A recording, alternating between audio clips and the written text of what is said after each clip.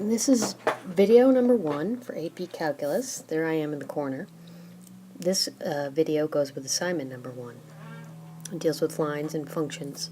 I'm going to talk about lines, odd-even functions, domain and range, and inverse functions, all in this video. First we'll start with this. Find the equation of a line that passes through the points 3, 4, and -1, 5. So best way to do this is first to just find the slope, which is the change in y over the change in x, and we are going to get -1/4. So there's the slope, and then all you need is point slope form is the best way because it's the simplest way. So the equation of this line would be -1. You put the slope right here, and then the point, pick either one, doesn't matter what you want. I'll pick the 3, 4 point, and there it is. Sometimes you might see this with the -4, y minus 4 equals -1/4 x minus 3. Same equation. This one is better.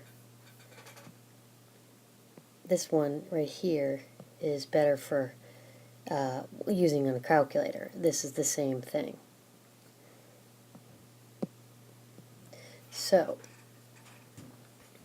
if you want to change this to the general form of a linear equation, then I'm going to take the equation I already have, and I'm going to distribute this slope here into that, and I'm going to get this plus 4, and we now have -1/4 x plus 3/4 and 16/4 is 19/4. And if I'd like to, I can multiply everything by 4 to clean it up a little bit.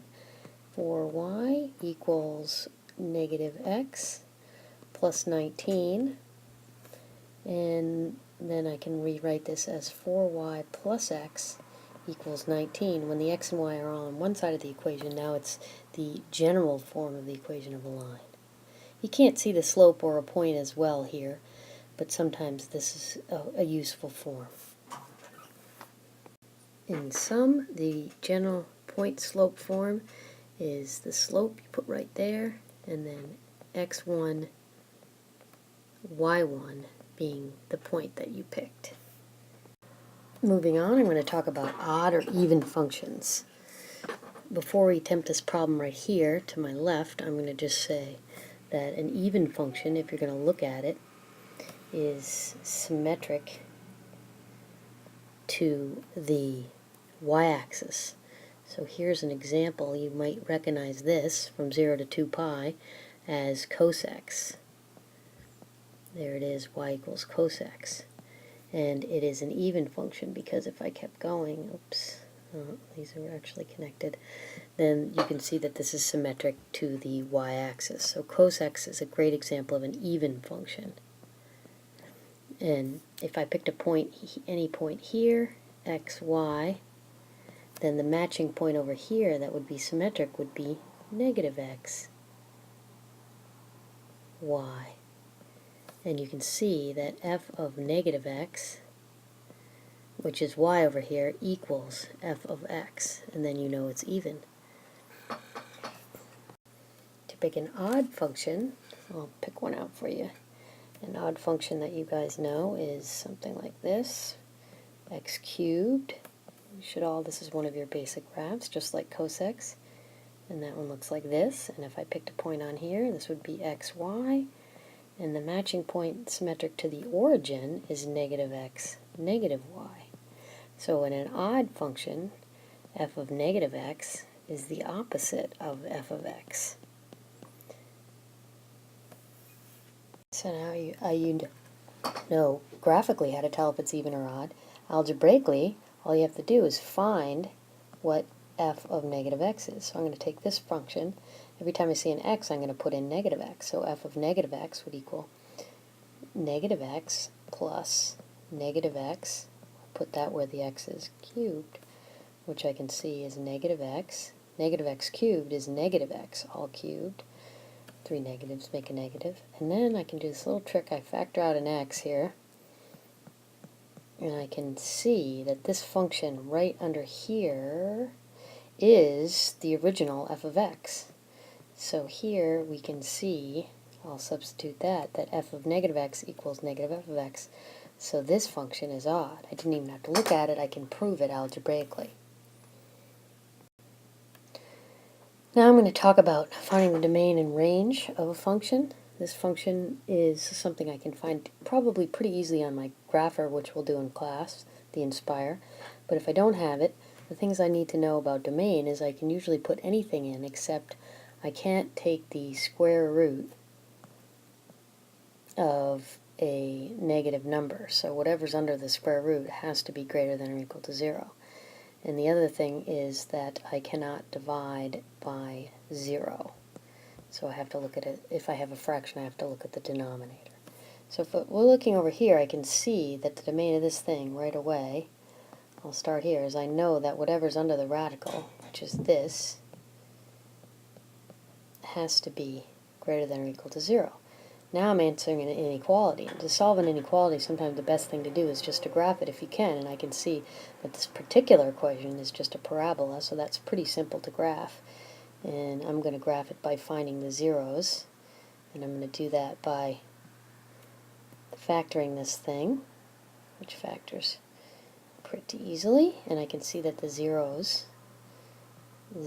are when this function equals 0 is at 3 and 1, so I can make a 1 there and a point there. So 1, 0, and 3, 0 are on this graph, and it's a parabola, and I know that it goes up because the a value is positive. So it looks like that. If I want to find the y-intercept, I put 0 in for x, and that'll give me the 0, 3. But the question is, when is this particular function right here positive, greater than or equal to 0? Well, I can see it's going to be positive if you put anything from negative infinity until 1. And you can include 1 because that's equal to 0. And then also anything from 3 to infinity, including 3. So there's my domain of my original f of x up there. The only other thing I have to see is that x can't be 2 because I can't divide by 2. But that's not in this anyway, so we're good to go just with this as my answer. Now,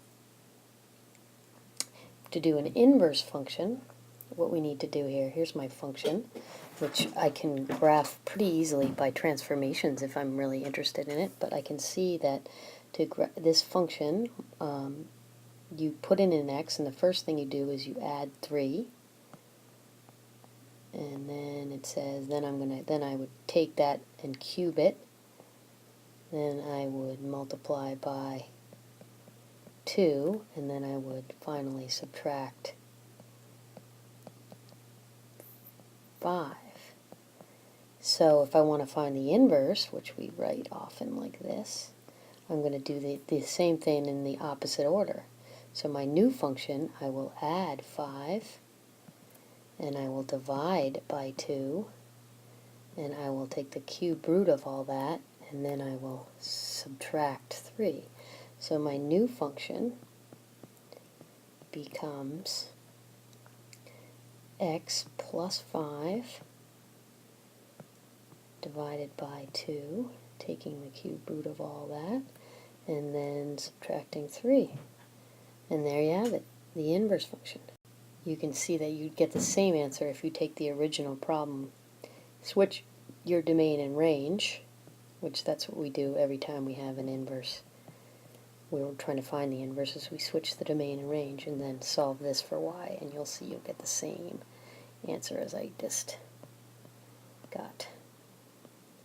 And if I wanted to take the composite of two functions that are inverses, so if I found f of f inverse of f, x, I know that my answer will always be x, because inverse functions are always going to be symmetric around the line y equals x.